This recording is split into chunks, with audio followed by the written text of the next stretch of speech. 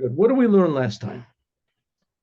We learned that there's a different type of revelations of God in the world.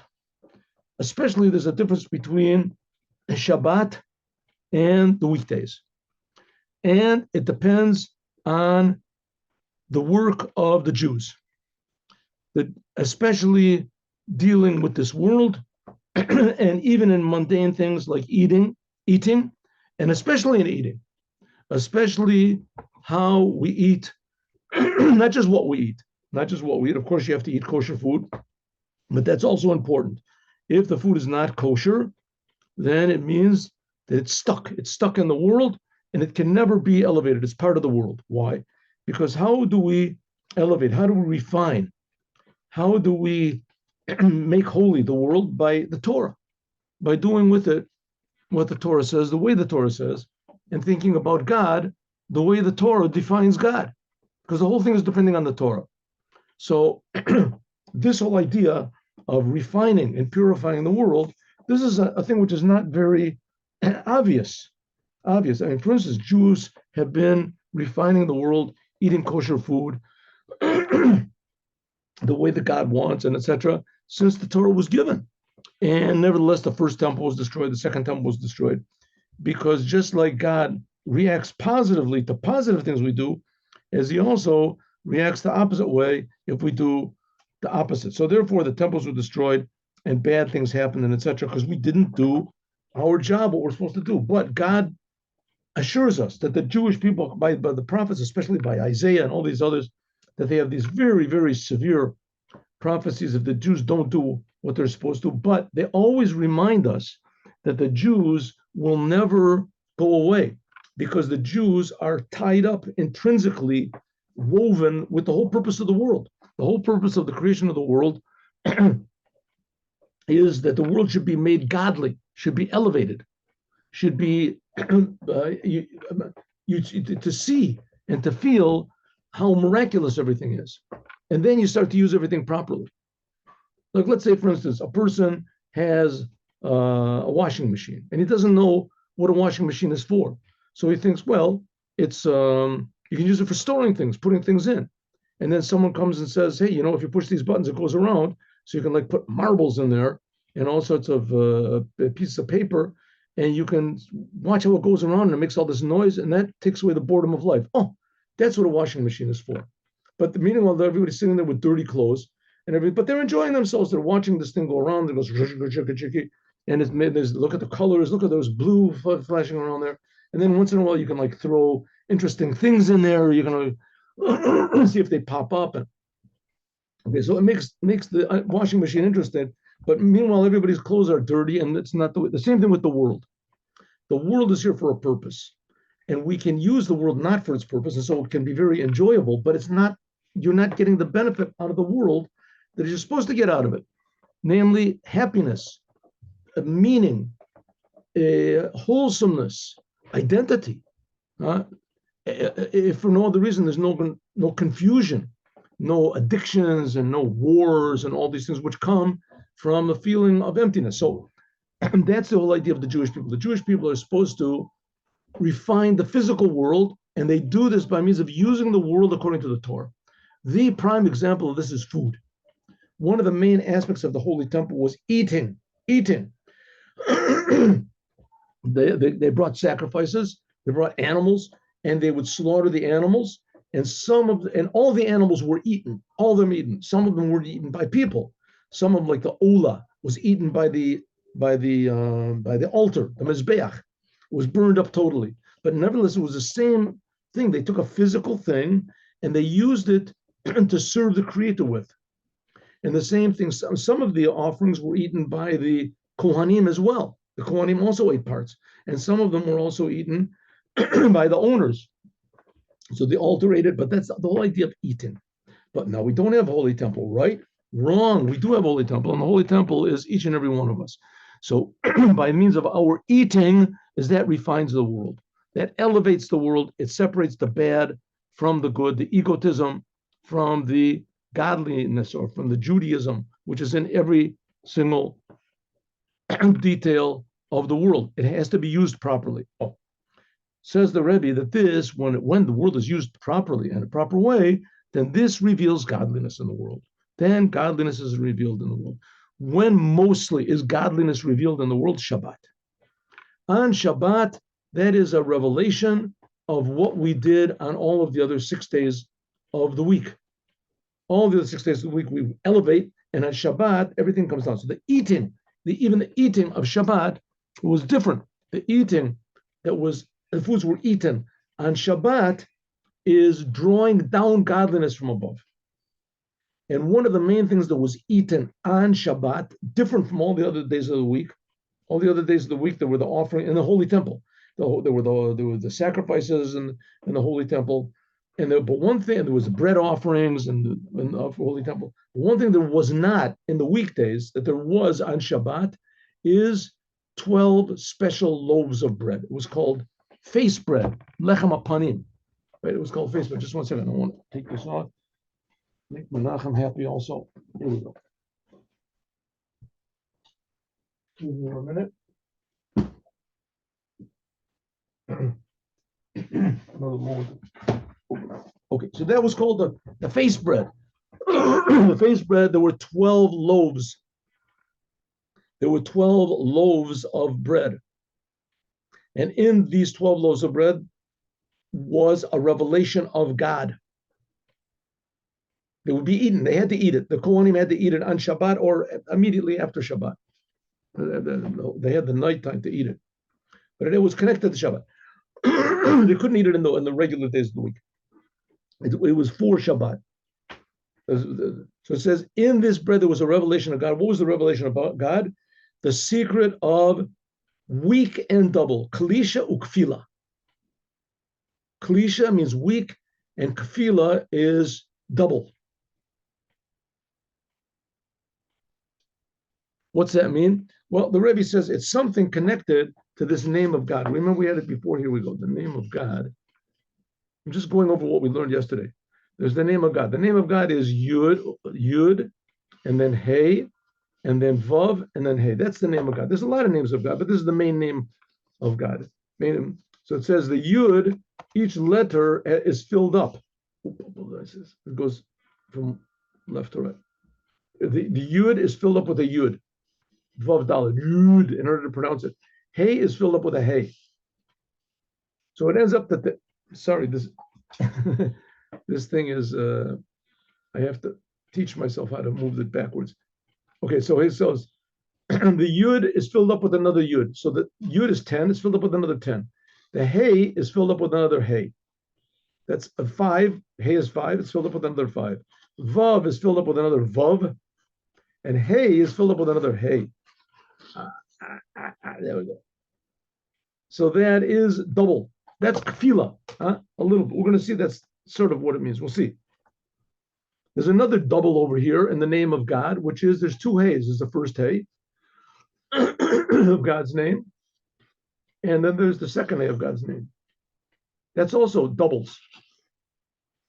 That's another type of double. What does it mean, the weak? What's weak? We'll see in a moment.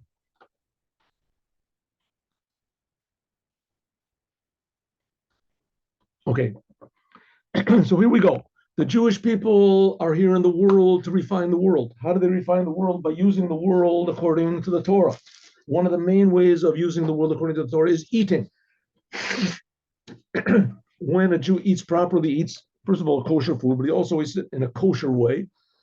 And what does it mean, a kosher way? That he has an awareness of God. He's eating the food in order to serve God.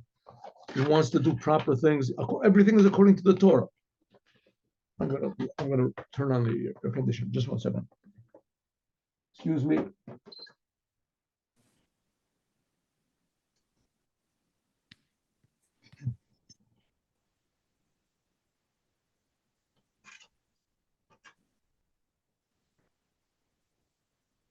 All right.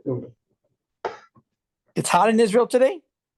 Well, it's pretty hot over here. I don't know. It gets hot. For some reason, it gets hot. They say that that's very good for the soldiers, for our soldiers, because when it rains, it's very muddy in Gaza. The Hamas took all the money and they use it to build rockets and tunnels and things like that. And there's no streets in a lot of the places. So that would really hamper and hinder our efforts to destroy them all.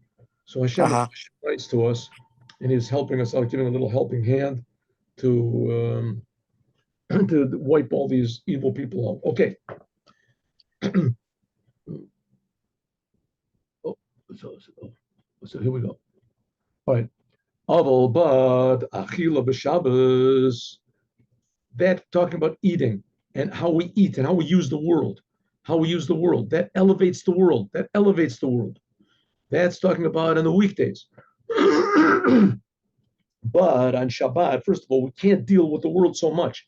On Shabbat, most of the commandments on Shabbat are prohibitions. Don't write, don't make a fire, don't cook, don't need. It's 39 general categories of work that are forbidden on Shabbat. And each one of those general categories has also specifics and branches and things like that. It's called avos and toldos.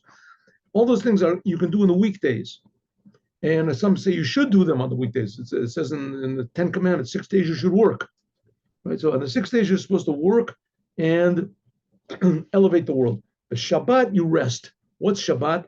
This is when you eat your food on the weekday. But that's the idea of birur, of refining the bad from the good, the selfish from the godly, the creation from the creator. When you eat food, as you eat food in order to do what God wants, right? God made us that we should be hungry, and we're hungry because there are sparks of godliness in the food. And when we eat food and we eat proper food and we eat the proper food properly, then that elevates it. It elevates. This is raising everything up. Like it says, Betan Rashoim Yechzar. It says that the stomach of the evil people will be lacking. What does it mean, the stomach of the evil people? Evil is the selfishness of the world. And by us eating properly, Techzar, we take away the little bit of good that is found in the world, which sometimes is very difficult. Sometimes means we have to defy the world.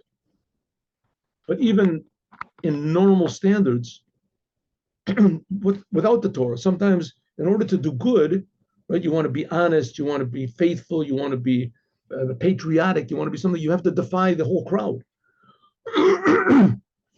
Defiance sometimes is a very good thing. Defiance. So here the Rebbe is saying this is a double type of defiance. We have to not only defy the world, but we also have to defy ourselves.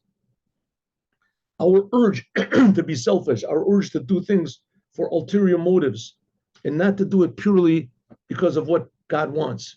Right? You want to have a family so that you can have a big name or something. You want to have money so that you'll be, famous, rich, powerful. It should be you have a family, so you want to have children. You want to raise the children up so that they'll be contributing to the world. You have money so you can give charity. You can do good things with it. But it says, therefore, children is not bad. Money is not bad, but you have to use it properly. Same thing with food. Food is restaurants where you can take a meal, use French restaurants, whatever. You can take a meal and just hors d'oeuvres and this and that for 4 hours, right? Just eating a meal. Eat the meal and get back to work. Do something. No, you have another dainty, another whatever it is, the pickle or something. Who knows what they have? And there's a floor show. You have to have a floor show, and it has to be interesting, right? It says that's all done for pure egotism, just to try to fill up the boredom and the meaninglessness of this world. And Judaism is to try to fill up the meaninglessness of this world, to take away the lure of this world.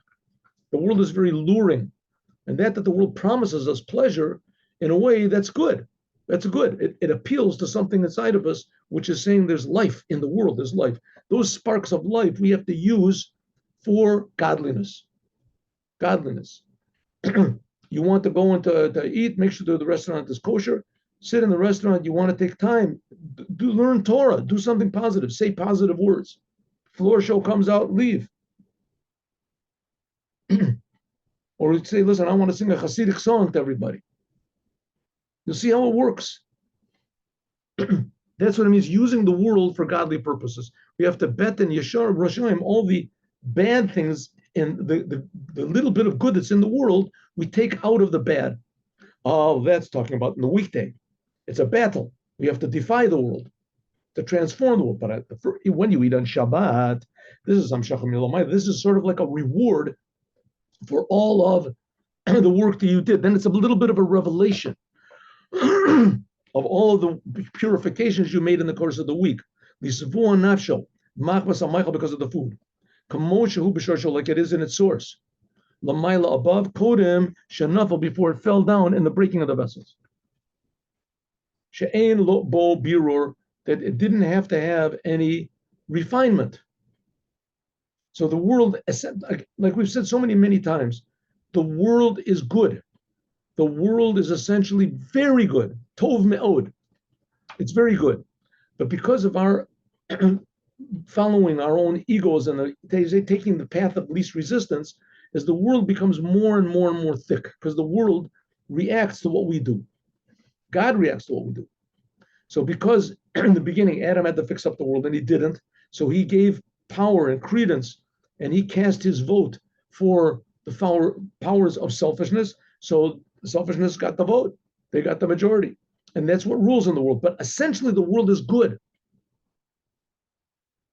So we have to just remove the bad. If we remove the bad, a lot of the good becomes revealed automatically. And that's what Shabbos is. Shabbos is revealing the truth. Like it says in the Zohar, Perish Shabbatechem Lo Omar. It doesn't say, it says that you have to invite poor people to your house on the holidays. It's a haftorah. And if you don't invite poor people to your house on holiday, then it says the excrement of the holiday will be on your faces. What does it mean, excrement? You eat a good meal, and after you eat a good meal, then it comes out in the bathroom, in the toilet. And it says that's the waste products of the holiday. Okay, that's physically, anytime you eat food, there's waste products. But in Shabbat, there's no spiritual waste products. Maybe there's physical, right? People still have to go to the bathroom after the Shabbat meal. But spiritually, there's not. That's what the Rebbe is trying to tell us tonight. So it says in the Haftorah, what is it? The Haftorah of, I don't remember, a few weeks ago it was. It says, I will spread the excrement of the holidays on your faces if you don't train. And it explains in the law books, the Shulchan Aruch, that it means you're supposed to invite guests for Shabbat, for the holidays, but not for Shabbat. Shabbat, you don't have to invite guests. You can if you want to, you could. But on Shabbat, you don't have to invite guests. Why? Because it says, Pirish Shabbatechem Lo Omar. On the holidays, you have to invite guests in order to elevate, to do the commandment of inviting guests. But on Shabbat, it's not necessary because there's no necessity to refine the bad, to take the bad from the good. That's what doing the commandment of taking guests accomplishes in the weekdays. On Shabbat, there is no waste. That which is made, that we did the whole 6 days of the week by means of birur, like in the days of the week, yeshbo perish, there is waste. Shu pasolos, this is the bad, the egotism. Shemuvchar sholeach lalev, and the best part of it, the best part of the food is sent to the heart and to the brain and the pasolos, but the bad part of it, the egotistical part, we're talking about spiritually, yored lamata comes out, but it also comes out physically. Lamata bikirbayim, in the intestines, ubenei mayim, into the intestines, into the stomach, and etc. This is what's called refining. That's what you do on the weekdays.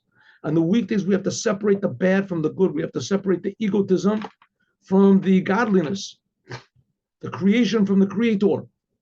When we eat food. Now, here we're talking mostly about Jews. The main thing is about if the Jews get it right, then the whole world will get it right. But the Jews they were entrusted with this job. But on Shabbat, that everything happens from above to below. This is like the reward for the 6 days of work. Then everything comes from above to below. And there's no waste at all. Because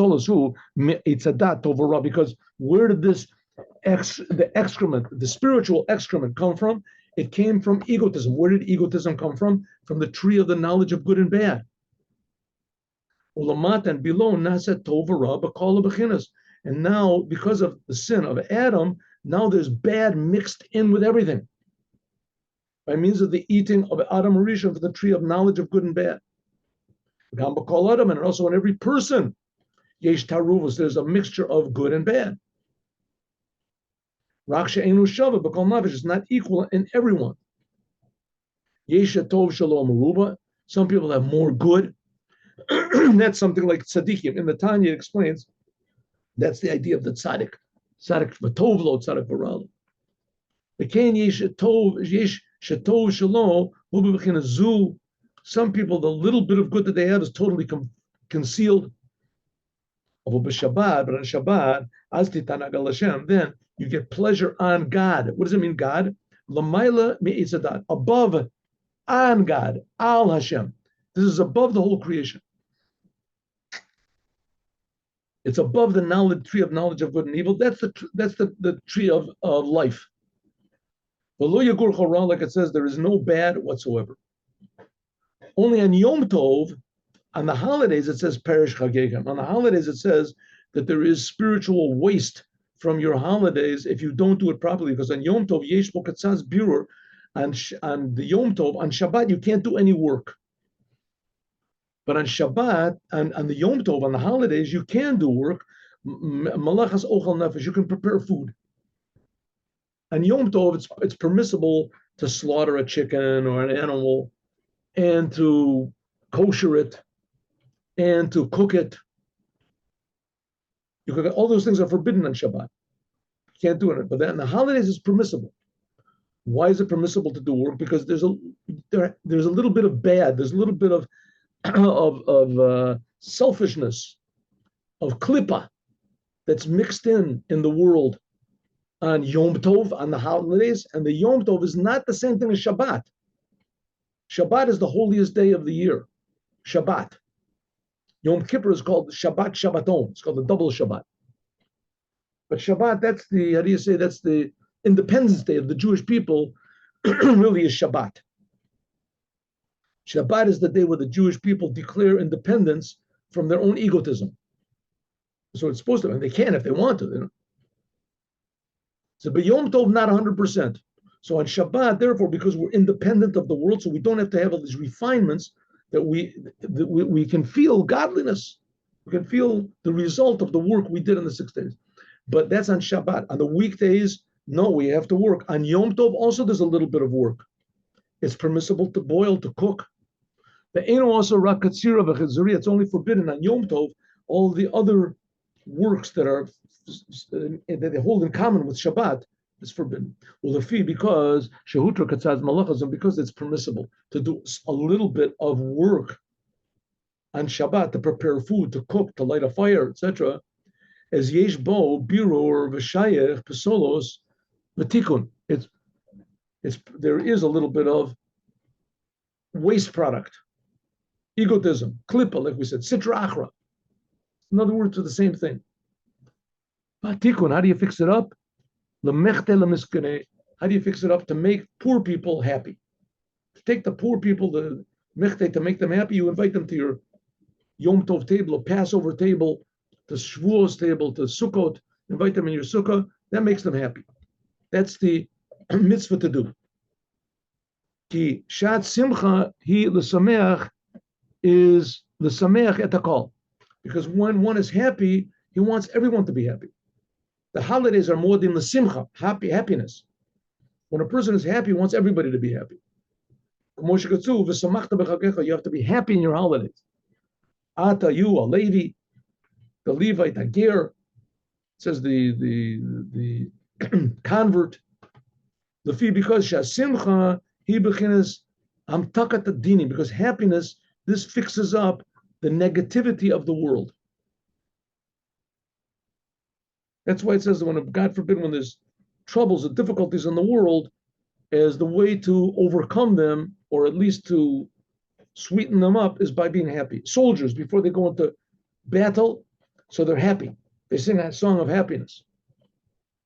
But you have to make everybody happy. That everyone should be happy. That's on the holidays, that a person is happy, everyone should be happy. And in this, why? Because happiness fixes up the severities, the difficulties, the uncertainties, the bad. That's, by the way, why we make weddings. Why do we make a wedding? Really, if you think about it, weddings are a big waste of money. And the bride and the groom, they need their money. They need the money to make a house, a little bit of quiet, right? A little bit of quiet and a little bit of calmness. They're going into a big endeavor now. They're going to get married, and there's going to be, who knows what's going to be with the family, with the children. They're going to have all sorts of obligations, responsibilities, right? A person can say, listen, maybe I shouldn't get married, and then I won't have to worry about the children. I won't have to worry about financial obligations. I won't have to worry about getting along with my wife, getting along with other people. I'll be alone by myself, and then I'm always right. I'm always right. I'm always okay, and I don't have as much expenses, and I'm more independent. And that's a good idea, right? And that idea, unfortunately, is spreading through the whole world, right? People don't want to get married; they want to do everything. What about my, family, sexual needs, whatever? There's ample ways of fulfilling that, not according to the Torah, but you do it. But the main thing is I won't have any responsibility, no difficulties, especially children. Children are terrible. They cry and they're dirt, they smell bad. You have to tell them, let's get rid of it. And says, therefore, you make a wedding. What's a wedding? A wedding is happiness. Happiness. And happiness takes away the severity. When people are happy, that getting married is a good thing. And if you continue this happiness the whole rest of your life, then that takes away, it sweetens up all of the questions and the uncertainties and the difficulties and the problems. That's what it says. Happiness nimtakadin. It takes away the bad things. Again, why? Because, like I said, essentially the world is good. And all of the worries we have and the difficulties we have, most of them come from our misinterpretation of the world. Interpreting the world and that things are going to be bad. And really, everything is going to be good. Even the worst things possible, somehow or other, they're going to be good. We see there were Jews that went through the Holocaust.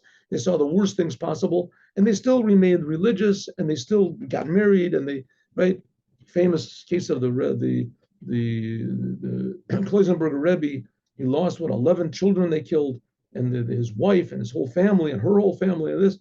Of course, he was a broken person. Viktor Frankl, of course, he was broken. But afterwards, he said, "Listen, to be happy, you'll break the whole thing. Can't be miserable your whole life, because there's a lot of bad in the world, and happiness breaks it up, mixes it, takes it away." That's the idea of Yom Tov, the holidays. Happiness gets rid of the bad. That's on the Yom Tov. That's also in the weekdays of a man the lo yahiv the miskin. That's on the Yom Tov. A person that doesn't give to the poor is enadin mimtak. Then it's not sweetened, and it remains perished. The bad still remains. Therefore, the punishment is mita keneged mita. Therefore, the punishment that says in the prophet is that the excrement of the holidays that you did not get rid of by means of being happy and inviting poor people and making them happy, then it's what do you say? An eye for an eye. You didn't get rid of the bad, so the bad will get on you. That's what's called the excrement. Kihu goram shisha, because I was the one, by not inviting guests to my house on the holidays, I was the one that caused that this excrement, that the bad, which is mixed in the world, the egotism in the world, was not taken away. I could have taken it away by means of being happy, and I wasn't. Because I didn't. That's only on Yom Tov. That's talking about weekdays or on Yom Tov. On the weekdays, we have a lot of commandments to do to fix it up. On Yom Tov, we have one big commandment to do to fix it up. To invite guests. But on Shabbat, even though you don't give to the poor, ain't onsho rav. It's not such a big punishment. Shabbat ain't perish kala, because on Shabbat there's no excrement at all. On Shabbat is pure. And Shabbat is pure godliness. Therefore, if you don't have any guests for Shabbat, the punishment is not so bad. It's not, God doesn't get so angry. Listen, maybe God will get angry because you're selfish, right? But not because in addition to being selfish, you didn't fix up the world. You didn't take away the selfishness of the world, the sitra achra of the world by inviting guests and making them happy. That gets rid of the bad. And Shabbat is not so much bad.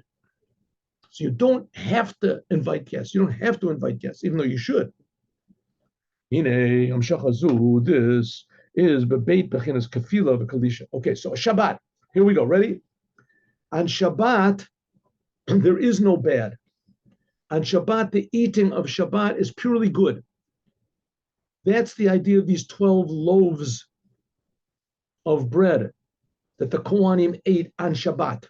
What was left over, they ate after Shabbat, but they couldn't eat the next day. The sun was up. The revelation of godliness that comes down on Shabbat, and it comes down through these 12 loaves of bread, this is revealed in a way of doubled and weak, kafila and kalisha. Okay, now here we go. This is going to be a little bit difficult over here, but I'll explain it as best I can. So there's a weak revelation of God, and there's a double revelation of God. It doesn't mean twice as much. It means an imitation, if you want to call it. Okay. A kafil, what's the word for a double? A double, like they say, they have sometimes a king or something like that. He has a double, right? A double looks like him and acts like him. So if somebody wants to assassinate him or something, he'll assassinate the double. That's what the kafil is, double. We'll see what it means. Both of these things are weak. We're going to see both of these things are weak. One is going to be, okay, so we got the name of God, right? You have the name of God. So the name of God is, I have to teach myself how to go back. Yud, Hey, Vav, and Hey. Now the main two aspects of God are the first two letters, Yud, Hey. And the Vav and the Hey, that's only nowadays in the time of exile. It says that in the future, when Moshiach comes and brings all the Jews back to Jewish consciousness, Jewish identity, which is happening now in front of our eyes. It's happening in front of our eyes. The emissaries of the Rebbe are going around in Israel. I don't know how it is outside of Israel, but in Israel, putting on tefillin on people. I go every day, only because the Lubavitcher Rebbe said to do, and people are waking up. You have no idea how happy people are, non-religious people, to put on tefillin. Incredible. In any case, nowadays, the revelation of God in this world is Vav and Hey, and that's not revealed very often. Here he's going to say it's only on Shabbat. And he's going to say that the letter Vav nowadays, that's the revelation of God in a weak way. That comes from the Yud. And the Hey nowadays, that comes from this Hey. This Hey is too powerful. It can't be revealed, so it has to be this Hey is brought down here. So it says in the future, days of Mashiach, it says, Bayomahu Yihiyeh. There won't be Vav Hey. It'll be two times Yud Hey. It'll be two times Yud. In order for this to be, that you can read it, so it has to be my mirror. So I have to put my finger, when I move the finger to my right, it goes to your left. So I have to teach myself how to do it. Okay, so here we go. So the Yud, in the future, the Yud and the Hey, which this is the revelation of the higher aspect of reality of God, of the Creator, which is not revealed now at all. It's only revealed in this very weak way, which the Vav is the weak way of Yud, and the Hey is the weak way of the Hey. We'll see in a minute. But in the future, it's going to be Bayomahu Yihiyeh, Yud, and then Hey, and another Yud Hey, that this too will be revealed here. That's going to be in the future. But now it's not. Now it's revealed through the 12 aspects, these 12 loaves of bread, which are 12 names of God, but it's revealed only in the Vav Hey. So here, let's go. Ready? That was sort of the explanation I gave. Here we go. Okay. Hine Hamshachazu, this is what we get on Shabbat. This revelation of God, which is on Shabbat. Now, he is, but Beit Bechinas is two levels. Kafila and Kalisha. Like a double, what do you want to call it? An imitation. You want to? Let's call it imitation and a weakness. Kfil and Kalisha. Here we go. Kalisha, weak. This is drawing down from the letter Yud, Yudin, and Vavim. Kalish is how the Yud becomes Vav. Me Yud, that from the Yud of God's name, which that's God's wisdom, so to speak, that's God's life force, above understanding. Nimshach is drawn down the letter Vav. The letter Vav, that's already 6. Vav is a gematria 6. That's like the 6 days of creation. 6. That's how God so really, how do you say, dims himself down. That the Yud itself is drawn down, but it becomes a Vav. How can this be? Because the Yud of God's name is Tzimtzum. That God can reveal himself, he can create the world, and that his first name is Yud, the first letter of his name is Yud. This indicates, Yud is the smallest letter. This indicates how God can become relevant to the world. And God himself is infinite reality. In order to make this created reality, so God has to dim himself down. Remember, we learned that last week. There's what's called the tzimtzum, and then there's the pargud, and then there's the masach, and the veils, and the this. Nevertheless, God has to, so to speak, conceal his light. That's the letter Yud, the smallest letter, Yud. So the letter Yud already is a very big concealment of God. But this concealment of God is the highest aspect of God relevant to the world. And this is also too high for us to be revealed now. So it comes drawn down, the Yud becomes drawn down and becomes a Vav. That's the Vav from the Yud Atzmo. Because the Yud is a tzimtzum, is contraction, is making small. God, so to speak, makes himself small, makes his light small. There can be drawn down into this Vav because God already made himself small. So from the smallness of God, it's not that God made himself small. It's God made his light small, or his revelation. Anyways, because God can do this thing and he can make this contraction, so therefore it can be further contracted and come down into the Vav from the Yud itself. But the letter Hey, this is not show. Letter Hey, this is not small.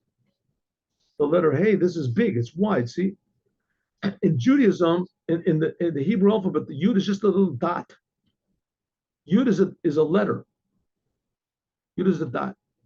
The people who are scribes and write will tell you that if you make a little dot, that's not the letter Yud. But on the other hand, they'll tell you that if there's an extra dot somewhere, that it's a big problem. Right? You have to erase it. It's like the word is not right. A letter Yud. So letter Yud is just a little dot. That's the smallest of letters. The letter Hey, on the other hand, that's big. It's long, comes down, it's wide. Letter Hey shows on expansion. Expansion. The way that God expands himself in the upper world, that's too high. That can't be brought down. It can't be like the Yud. They can just take from the Yud itself and draw it down. This is letter Hey has to be duplicated, and that's this little Hey. That's this little Hey that's inside of the Hey. And this little Hey inside, that's what's called hidden, that becomes a double. So that's the double. That's the double. That's like the duplicate. Oh, that's what I wanted. The duplicate, the double. Duplicate. So it says, Avala Hey, which that's his pashtus, but this is already long and wide. That's wide, long and wide. But Ain is pashtus, and this width and length, how God, so to speak, expands his light. That's in human personality. That's called Chachma and Bina. Chachma means like a flash, an idea. And Bina means understanding, developing that idea, going deeper into the idea. Any pashtus orach varochav, but in the letter, this widening out, this widening of God that's above cannot come down here below, as it is above. The letter Yud, that's how God, so to speak, makes himself small. So that ability to make himself small, that can be brought down into the world. That's the Vav, right? That's God's ability to make himself small, and he makes himself small, but comes down into the world. But the letter Hey is how God makes himself big. That can't be brought into the world. Ella Hamshacha is bebechinas Hey Acheret. It has to be made into another Hey, a double, below. This is the filling up of this first letter A, the filling up this letter A over here. This is the power inside of the Hey, Shehi Behelim, which is concealed above. Because forever, always, the filling up of a letter is what's concealed, and what's concealed above comes out from the concealment, and it becomes revealed below. So that's a small, a weak aspect, a double, an imitation, so to speak, of the real Hey. That's what we get below here. Hainu bechinas kafila. That's the level of kafila. Shu bechinas milui. That's the filling of the letter Hey. So we have two kafilas. There's one kafila is double. There's two Heys in God's name. This one is a double. But even more, where does this second Hey come from? It comes from the Hey which is concealed inside of this Hey. Calls that all this is Makablim, that we receive this blessing of God by means of the 12 breads nowadays. That's all now. But in the future, and that's what we're saying in the song the Arizal wrote. What does it say? Yegalalon tame, the Bisrei Sarnami. There should be revealed for us the reason for these 12 loaves of bread. What does it mean? The reason, the inside of it. Nowadays, these 12 loaves of bread only reveal the Vav. But in the future, they'll reveal the source of this Vav. What's the source of the Vav? The Yud, that the Yud came down. The Yud came down, and the Hey was came doubled over here. Take me time to learn.